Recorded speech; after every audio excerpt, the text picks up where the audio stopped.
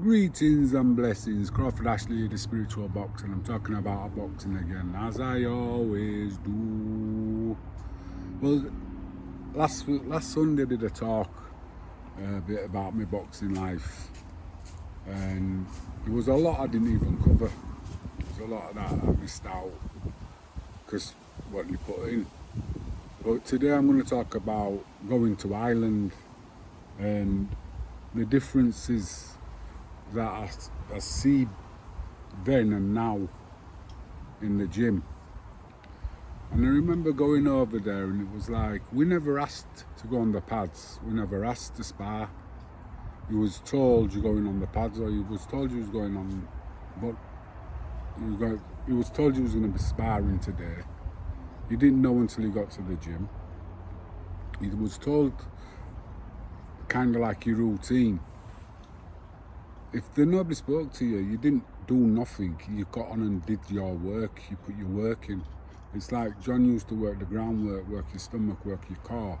If he was busy working with somebody who's fighting for a title, you've got to get on and do your work. You can't just sit around and wait for the trainer to tell you what to do. You got to do it yourself. And like the intensity of the training, completely different. And when I was at Barry Earns' camp, Matchroom, I had Darky Smith was the coach, trainer.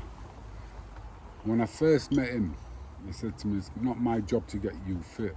That's your job, you're a professional athlete. And that stuck with me. Then when I went to Ireland and I watched world champions train and how they trained, and Steve Collins, how he trained when he came there before he'd even become a champion. And it is a different intensity, a different level, a different commitment. And it's not down to the trainer, it's down to the individual himself. So if you want to train and you want to box,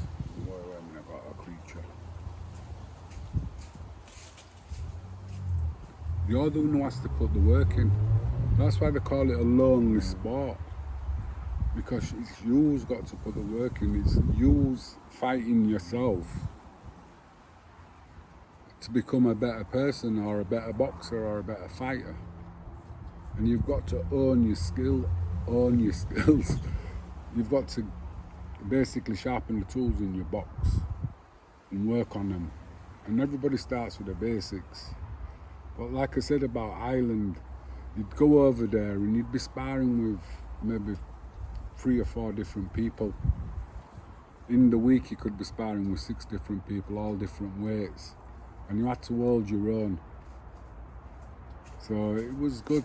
And then the pad work wasn't basically every day.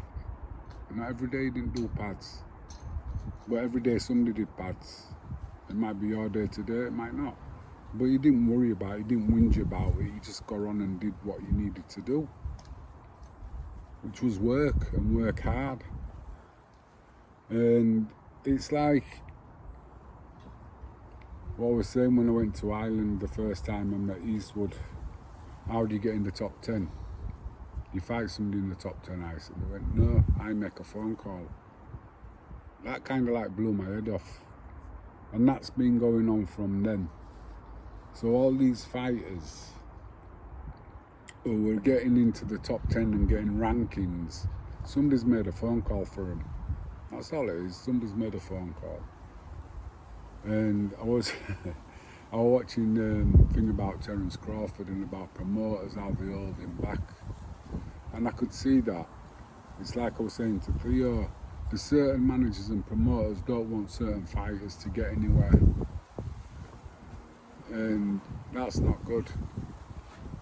You know, the best boxers should be the champions, not who the promoters want to make and all that. And that's what's going on nowadays. You know, you're losing unbeaten records because of bad decisions. You know, fighters who should win the fights aren't getting the decisions. And that's down to, like I said, the politics, and it's been going on, but with the internet now, more and more people are seeing it. There's been some really bad decisions, but they have been going on, like I said, from time. I was watching Pernell Whitaker today, a documentary about him. His first loss, he didn't lose it, but they didn't give him the decision. And that's how it goes. But just because you got a couple of losses on your record don't mean you're a crap fighter. It don't mean anything. You know, you could have 10 losses, it don't mean anything. You can still go on to be a champion. Ask Johnny Nelson. I think he'd lost 6 of his first, I don't know, 10, 15 fights. But he went on to become a world champion because he learned by the mistakes, and he realised that a lot of it was in his mind, and it was down to him to switch that into the belief that he can be a world champion. And I think that's a lot with a lot of fighters, is having that belief and having that confidence that you've worked, you've put the work in, you've done it, you haven't skipped any or cut any corners. It's like I was saying to one of the boxers at the gym yesterday, I used to write a diary when I was getting ready for a fight. How many miles I ran, what time I did, what I did at the gym, pads, bags, sparring, wrote it all down. 9 minutes skipping, shadow boxing, wrote it all down, and I also wrote down how I felt. And then it's like when you're coming up to a fight, you can look back at that and see that you've worked hard. Every time you've run, you've got a good time, you beat the last time. So you're getting fitter and fitter and fitter. How many rounds you've sparred.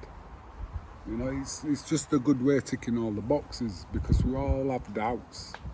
And when you've come back to the corner after the first round and you're tired and you're knackered, you go through your mind looking for an excuse, and when you realise there's no excuses, you seem to get a second wind or whatever. You realise, no, this is just mine, I can do this. This is nonsense. It's like one of the first times I did the 12 rounds. 6 days notice. And I kind of were lucky because I brought my hand in the 3rd round, so I was just concentrating on getting through that next second. So that was kind of like interesting, and coming out for the 12th round.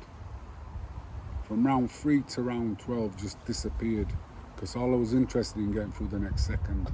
I wasn't interested in anything else, just getting through that next second.